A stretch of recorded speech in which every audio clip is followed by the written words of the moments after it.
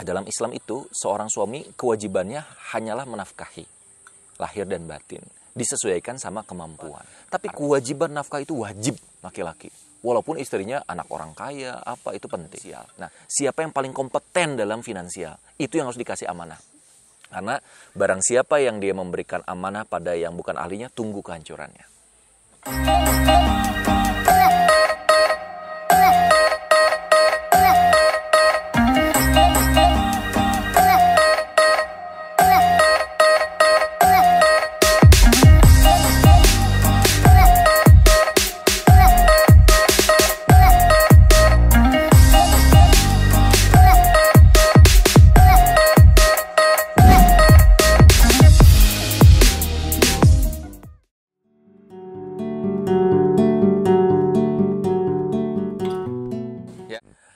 Bismillahirrahmanirrahim. Assalamualaikum warahmatullahi wabarakatuh. Masih di tema kita kali ini, dan insya Allah saya akan bahas tentang siapa sih yang harusnya ngelola uang di keluarga. Penting gak nih? Penting. Jadi kadang suami dan istri bingung gitu. Ada ya kayak misalnya ada seorang motivator, dia mah 100% keuangannya dipegang oleh istri. Bahkan semua misalnya rumah istri, mobil istri, atas nama semuanya istri. Dia nggak megang, bahkan dia digaji oleh istrinya, ngerti nggak? Padahal uangnya banyak. Apakah Islam seperti itu? Nah, ini menarik. Jadi dalam Islam itu seorang suami kewajibannya hanyalah menafkahi lahir dan batin, disesuaikan sama kemampuan. Artinya gini, ada yang bilang mungkin, Kang, apakah istri itu harus diberikan nafkah? Ya tentu, karena ada kasus suami istri bisnis bareng, suami nggak pernah memberi nafkah karena istri kan yang gedenya. Suaminya juga ngebantuin istri. Apa yang terjadi?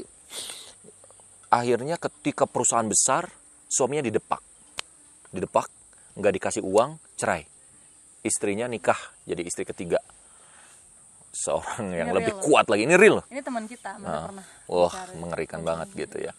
Kenapa? Ketika istrinya dia nggak pernah ngasih nafkah kok sama saya. Suaminya mungkin mikir, ya kan kamu udah lebih kaya. Bukan masalah kaya, miskin, atau seperti apa. Tapi kewajiban nafkah itu wajib laki-laki. Walaupun istrinya anak orang kaya, apa itu penting. Nah, sekarang, kalau uang, kita misalnya suami punya uang, nafkah. Apakah harus 100% ke istri? Enggak harus. Kalau enggak, tuh misalnya, nih aku kasih semuanya. Suami bensin kumaha. Suami butuh makan di luar, masa harus kelaparan? Harus korupsi? Kan enggak ya. Jadi disesuaikan sama takarannya, misalnya gitu. Mampunya suami segini, bilang sama istri baik-baik. Aku mampunya sekian, ini di manage lah ya, cuman 100 juta misalnya. Oh, Masya Allah ya, terima gitu ya.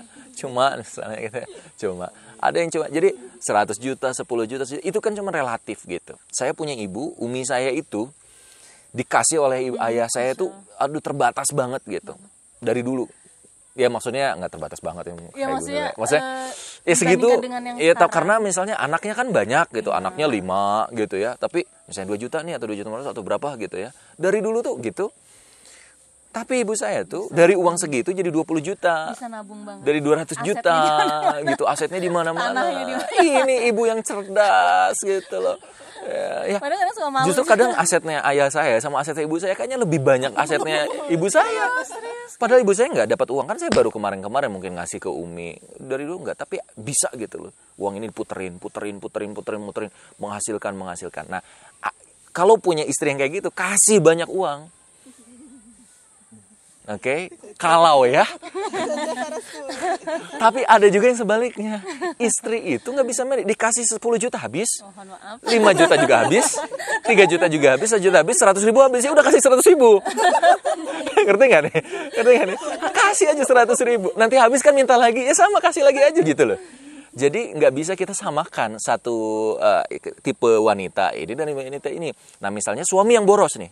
Suami boros, istri bisa manage, kasih ke istri. Sebaliknya, istri belum bisa manage, suami bisa manage, kasih ke suami. Jadi itu ngomongin tentang bukan masalah harus dong kamu nggak percaya sama istri, bukan nggak percaya. Tapi ini ngomongin tentang bagaimana manajemen finansial. Siapa yang paling kompeten dalam finansial, itu yang harus dikasih amanah. Karena barang siapa yang dia memberikan amanah pada yang bukan ahlinya, tunggu kehancurannya. Paham ya? Jadi misalnya TFA mah jago misalnya manage-nya, biar listnya bagus gitu. Tapi kalau TNI sebaliknya misalnya gitu ya. Ya berarti kalau TFA jadi istri, kasih kesempatan TFA untuk manage gitu. Kalau Tenui misalnya, ya jangan. Harusnya di manage oleh Kang Hasan. Oh Sarwa dua nana, ya cari financial planner gitu loh. Misal ibunya, ada loh. Ada siapa ya yang dia bilang ke saya gitu. Saya itu baru dapetin selama saya jadi seorang artis gitu kalau nggak salah. Ya, dia itu selalu oleh ibunya. Oh si Raffi. Raffi itu dari dulu yang megang uangnya dia nggak pernah tahu berapa uangnya Raffi Ahmad. Ibunya. Nah ketika dia udah nikah baru istrinya. Bukan istrinya. Ada istrinya bukan ya? Iya istrinya yang manage. Jadi berarti istri yang pandai manage gitu loh. Nah itu ngomongin tentang bagaimana siapa sih yang harusnya memanage keuangan dan keluarga. Paham teman-teman? Ada yang mau tanyain dari situ? Boleh terbuka nih, terbuka untuk ini. Nah ada yang bilang nih, Kang apakah uang ini kan ada mungkin ini pertanyaan saya. Bukan. Nanti itu pembahasan yang lain karena panjang. Apakah uang apakah nafkah itu beda sama uang resiko? Nah, itu menarik ya. Saya dulu mah nyangkanya sama. Tapi ketika saya belajar dari guru bisnis saya, beliau bilang beda. Saya sudah nanya ke banyak ulama, kata beliau beda. Jadi artinya namanya nafkah itu sesuatu yang di luar dari resiko. Bukan kebutuhan sehari-hari. Misalnya untuk dia beli baju kek, dia mau krimbat kek, dia mau jalan-jalan, mau traktir siapa, mau beliin orang tuanya apa. Nah itu yang namanya nafkah. Aduh makin berat lagi nih cowok. Aduh sakit wae gitu ya. Itu. Oh tenang. Minum. Tapi bukan masalah harus besar, enggak. Bukan masalah harus besar atau kecil, enggak. Tapi yang terpenting adalah komitmen kita bahwa aku menafkahi kamu loh. Gitu loh. Cuman sekedar 100.000 tapi istri ridho itu lebih baik dibandingkan 100 juta tapi istri masih kuku lutus gitu. Wa'alaikumsalam, mudah-mudahan ini bermanfaat. Assalamualaikum warahmatullahi wabarakatuh.